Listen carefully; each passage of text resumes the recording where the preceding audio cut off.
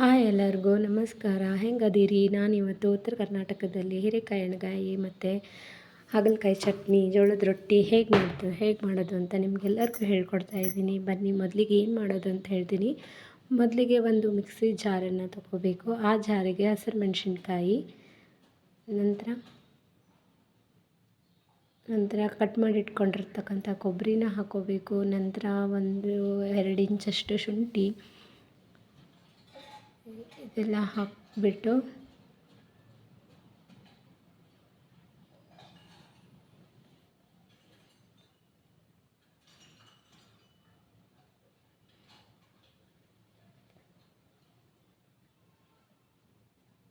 ಇದಿಷ್ಟನ್ನು ಸಣ್ಣದಾಗಿ ನಾವು ಪೇಸ್ಟನ್ನು ಮಾಡ್ಕೋಬೇಕಾಗತ್ತೆ. ನಿಮ್ಮ ಹತ್ರ ಹುಚ್ಚಳಿದ್ರೆ ಅದನ್ನು ಕೂಡ ಹಾಕ್ಕೋಬೋದು. ನನ್ನ ಹತ್ರ ಇರಲಿಲ್ಲ, ಅದಕ್ಕಾಗಿ ಹಾಕಲಿಲ್ಲ. ಇದನ್ನ ಈ ಥರ ತರಿತರಿಯಾಗಿ ರುಬ್ಕೊಂಡು ನೆಕ್ಸ್ಟ್ ಒಂದು ಎಳೆ ಹೀರೆಕಾಯಿನ ತೊಗೊಂಡ್ಬಿಟ್ಟು ಅದ್ರ ಮೇಲ್ಗಡೆ ಇರೋ ಎಲ್ಲ ಸಿಪ್ಪೆಯನ್ನು ತೆಗೆದ್ಬಿಟ್ಟು ನೀಟಾಗಿ ಈ ರೀತಿ ಎಣ್ಗಾಯಿ ಶೇಪಲ್ಲಿ ಕಟ್ ಮಾಡಿ ಇಟ್ಕೋಬೇಕು. ಕಟ್ ಮಾಡಿ ಇಟ್ಕೊಂಡು ಮಧ್ಯಕ್ಕೆ ಅದನ್ನು 4 ಭಾಗ ಆಗಿ ಮಾಡಿಟ್ಕೋಬೇಕಾಗುತ್ತೆ. ಅದಾದಮೇಲೆ ಒಂದು ಬೌಲಲ್ಲಿ ಆಗಲೇ ರುಬ್ಬಿಟ್ಕೊಂಡಿದ್ವಲ್ಲ ಆ ಪೇಸ್ಟಿಗೆ ಸ್ವಲ್ಪ ಉಪ್ಪು, ಅರ್ಧ ಟೇಬಲ್ ಸ್ಪೂನ್ ಆಗುವಷ್ಟು ಅಚ್ಚ ಖಾರದ ಪುಡಿನ ಹಾಕ್ಕೋಬೇಕು. ನಂತರ ಅದಕ್ಕೆ ಸ್ವಲ್ಪ ಅರಿಶಿನ ಪುಡಿಯನ್ನು ಹಾಕ್ಕೋಬೇಕು. ಇದಾದ ನಂತರ ನಮಗೆ ಸೋಸಿ ಇಟ್ಕೊಂಡಿರ್ತಕ್ಕಂಥ ಸ್ವಲ್ಪ ಹುಣಸೆಹಣ್ಣನ್ನು ಹಾಕ್ಕೋಬೇಕ್ರಿ. ಅದಾದಮೇಲೆ ಅದನ್ನೆಲ್ಲನೂ ಸ್ವಲ್ಪ ರುಚಿಗೆ ತಕ್ಕಷ್ಟು ಬೆಲ್ಲ, ಯಾಕಂದರೆ ನಮ್ಮ ಉತ್ತರ ಕರ್ನಾಟಕದಲ್ಲಿ ಬೆಲ್ಲ ಮತ್ತು ಹುಳಿ ಇಲ್ಲದೆ ಅಡುಗೆನೇ ಮಾಡೋಂಗಿಲ್ಲ ನಾವೆಲ್ಲ. ಹಾಗಾಗಿ ಇದನ್ನೆಲ್ಲದನ್ನು ನೀಟಾಗಿ ಕಲಿಸ್ಕೋಬೇಕಾಗುತ್ತೆ. ಅದರಲ್ಲಿ ಯಾವುದೇ ರೀತಿ ಗಂಟು ಇಲ್ಲದೆ ಇರೋ ರೀತಿ ನೀಟಾಗಿ ಅದನ್ನು ಕಲಿಸ್ಕೋಬೇಕಾಗುತ್ತೆ. ಕಲಿಸ್ಕೊಂಡಾದ ನಂತರ ಅದಕ್ಕೆ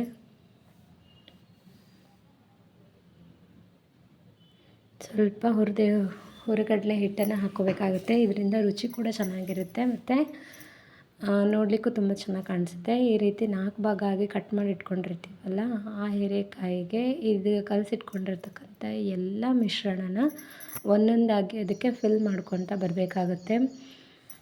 ಏನಾಗುತ್ತೆ ಅಂದರೆ ಉತ್ತರ ಕರ್ನಾಟಕದಲ್ಲಿ ಹೆಚ್ಚಾಗಿ ನಾವು ಬೆಳಗ್ಗೆ ನಾಷ್ಟಕ್ಕೆ ರೊಟ್ಟಿನೇ ಮಾಡೋದ್ರಿಂದ ನಾವು ಬೆಳಗ್ಗೆ ಎದ್ದ ತಕ್ಷಣ ಮೊದಲು ರೊಟ್ಟಿ, ಪಲ್ಯ ಎಲ್ಲ ಮಾಡಿಬಿಟ್ಟು ಅದನ್ನೇ ಟಿಫನ್ ಥರ ತಿಂತೀವಿ. ಒಂದೊಂದು ಕಡೆ ಒಂದೊಂದು ಥರ ಇರ್ತೈತ್ರಿ. ಆದರೆ ನಮ್ಮ ಕಡೆಗೆ ಆದಷ್ಟು ನಾವು ಬೆಳಗ್ಗೆನೇ ಪಲ್ಯ, ಜೋಳದ ರೊಟ್ಟಿ, ಈ ರೀತಿ ಹಾಗಲಕಾಯಿ ಚಟ್ನಿ ಇದನ್ನೆಲ್ಲ ಮಾಡಿಕೊಂಡು ತಿಂತೀವಿ. ನಂತರ ನಾವು ಈ ಪಲ್ಯನ ಈ ರೀತಿ ಎಲ್ಲ ತುಂಬಿಟ್ಕೊಂಡಾದಮೇಲೆ ಒಂದು ಪ್ಯಾನ್ಗೆ ಸ್ವಲ್ಪ ಹಸಿರು ಮೆಣಸಿನ್ಕಾಯಿ ಮತ್ತು ಹಾಗಲಕಾಯಿನ ಹಾಕಿಬಿಟ್ಟು ನೀಟಾಗಿ ಫ್ರೈ ಮಾಡಿಬಿಟ್ಟು ಅದನ್ನು ಒಂದು ಮಿಕ್ಸಿ ಜಾರ್ಗೆ ಹಾಕ್ಕೊಳ್ತಾ ಇದ್ದೀನಿ ನಾನು. ಹಾಗಲಕಾಯಿನ ಹುರಿದು ನಾವು ಹಾಕ್ಕೊಳ್ಳೋದ್ರಿಂದ ಅದರಲ್ಲಿರೋ ಕಹಿ ಅಂಶ ಸ್ವಲ್ಪ ಕಡಿಮೆ ಆಗುತ್ತೆ ಅಂತ ಹೇಳಿಬಿಟ್ಟು, ನಂತರ ಇದಕ್ಕೆ ನಾವು ಸ್ವಲ್ಪ ಹಾಗಲಕಾಯಿ ಮತ್ತು ಮೆಣಸಿನ್ಕಾಯಿ ಸ್ವಲ್ಪ ಬಿಸಿ ಇರುವಾಗಲೇ ಅದಕ್ಕೆ ಸ್ವಲ್ಪ ಹುಣಸೆಹಣ್ಣು, ಕರಿಬೇವು ಸೊಪ್ಪು, 1 ಇಂಚಷ್ಟು ಶುಂಠಿ, ಅದಾದ ನಂತರ ಸ್ವಲ್ಪ ಬೆಳ್ಳುಳ್ಳಿಯನ್ನು ಹಾಕ್ಕೊಂಡು ನಂತರ ಸ್ವಲ್ಪ ಉಪ್ಪು,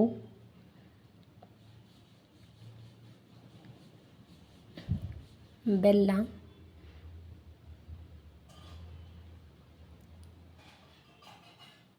ಹಾಕ್ಬಿಟ್ಟು ಇದನ್ನು ನೀಟಾಗಿ ರುಬ್ಕೊಳ್ತೀನಿ ರೀ. ಇನ್ನೊಂದು ಕಡೆಗೆ ಆಗಲೇ ನಾನು ಹಾಗಲಕಾಯಿ ಹುರಿದಿಟ್ಕೊಂಡಿದ್ನಲ್ಲ ಆ ಪ್ಯಾನ್ಗೆ ಸ್ವಲ್ಪ ಎಣ್ಣೆ, ಸಾಸಿವೆ, ಜೀರಿಗೆ ಮತ್ತು ಈರುಳ್ಳಿನ ಹಾಕಿಬಿಟ್ಟು ನೀಟಾಗಿ ಬಾಡಿಸ್ಕೊತಾ ಇದ್ದೀನಿ.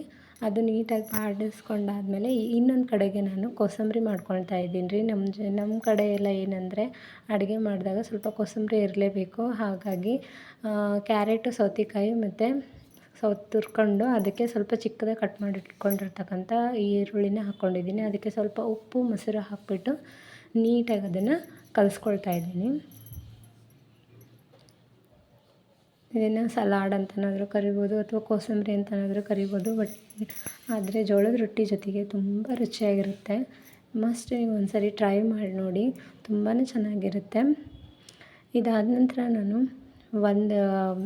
ಅದೇ ಸೆಲ್ಫ್ ಮೇಲೆ ನಾವು ಕಾದಿರ್ತಕ್ಕಂಥ ಬಿಸಿ ನೀರನ್ನು ಜೋಳದ ಹಿಟ್ಟಿಗೆ ಹಾಕಿಬಿಟ್ಟು ಒಂದು ಚುಚ್ಚಕದ ಸಹಾಯದಿಂದ ಅದನ್ನು ನೀಟಾಗಿ ಕಲಿಸ್ಕೊಳ್ತಾ ಇದ್ದೀನಿ ರೀ. ನೀಟಾಗಿ ಯಾವುದೇ ರೀತಿ ಗಂಟು ಇಲ್ಲದೆ ಇರೋ ರೀತಿ ಅದನ್ನು ಹಾಕಿದ ತಕ್ಷಣ ನೀರು ಆರೋದ್ರೊಳಗಾಗಿ ನಾವು ಇದನ್ನು ಕಲಿಸ್ಕೋಬೇಕಾಗುತ್ತೆ. ಯಾಕಂದರೆ ನೀರು ಆರಿಬಿಟ್ರೆ ಆ ಜಿಗಿ ಹೊರಟೋಗ್ಬಿಡುತ್ತೆ ರೀ. ಆಗ ನಮಗೆ ಉದ್ದಕ್ಕೆ ಅಥವಾ ಬಡಿಯೋಕ್ಕೆ ಸರಿ ಆಗಂಗಿಲ್ಲ. ಹಾಗಾಗಿ ನಾವೇನು ಮಾಡಬೇಕು, ಅದು ಬಿಸಿ ಆರೋಕ್ಕಿಂತ ಮುಂಚೆನೇ ನೀಟಾಗಿ ಅದನ್ನು ಕಲಿಸ್ಕೊಂಡ್ಬಿಡ್ತೀವಿ. ಕಲಿಸ್ಕೋಬೇಕಾಗತ್ತೆ.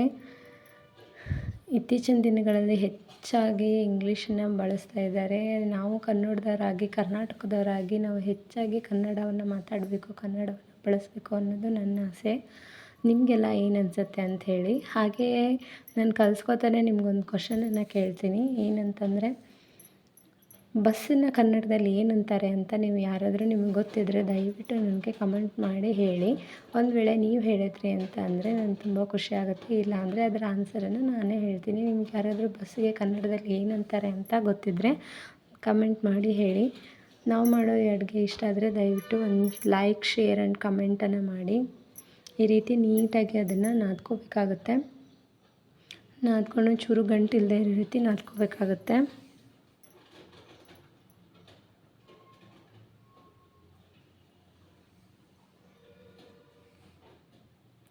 ತುಂಬ ಬಿಸಿ ಇದೆ, ಹಾಗಾಗಿ ಸ್ವಲ್ಪ ಸ್ವಲ್ಪ ತಣ್ಣೀರನ್ನು ಹಾಕ್ಕೊಂಡ್ಬಿಟ್ಟು ಅದಕ್ಕೆ ನೀಟಾಗಿ ನಾದ್ಕೋಬೇಕಾಗುತ್ತೆ.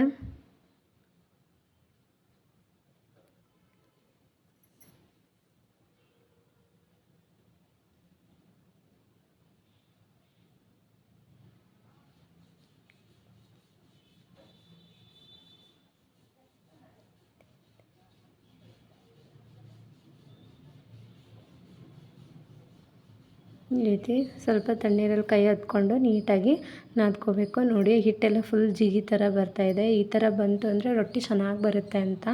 ಇಲ್ಲ ಅಂತಂದರೆ ಅದು ಬೇಗ ಕಟ್ಟಾಗ್ತಾಯಿತ್ತು ಅಂದರೆ ಅದು ರೊಟ್ಟಿ ನೀಟಾಗಿ ಹಿಟ್ಟು ನಾದ್ಕೊಳ್ಳೋಕ್ಕಾಗಿಲ್ಲ ಅಂತ, ಅದು ಜಿಗಿ ಬರೋದಿಲ್ಲ.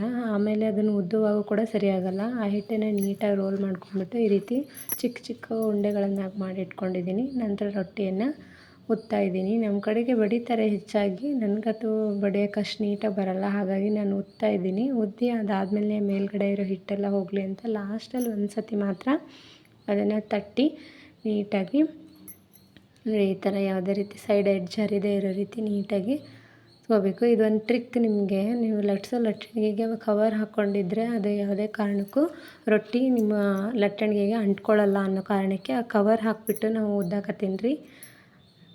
ನೋಡಿ, ಯಾವುದೇ ರೀತಿ ನೀವು ಎಷ್ಟು ದೊಡ್ಡ ಕುದ್ದಿದ್ರೂ ಕೂಡ ಆ ರೊಟ್ಟಿ ಒಂಚೂರು ಕಟ್ಟಾಗಲ್ಲ. ಮೇಲ್ಗಡೆ ಎಲ್ಲ ಹಿಟ್ಟೆಲ್ಲ ಹೋಗೋ ರೀತಿ ಸ್ವಲ್ಪ ಬಡಿದ್ಬಿಟ್ಟು ನಂತರ ಅದನ್ನು ಕಾವಲಿಗೆ ಹಾಕ್ತಾಯಿದ್ದೀನಿ.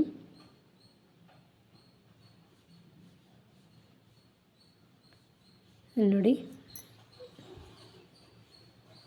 ಹಿಟ್ಟನ್ನು ನೀಟಾಗಿ ನಾದ್ಕೊಂಡಿದ್ರೆ ಎತ್ತು ಹಾಕುವಾಗ ಅದು ಹರಿಯೋಂಗಿಲ್ಲ.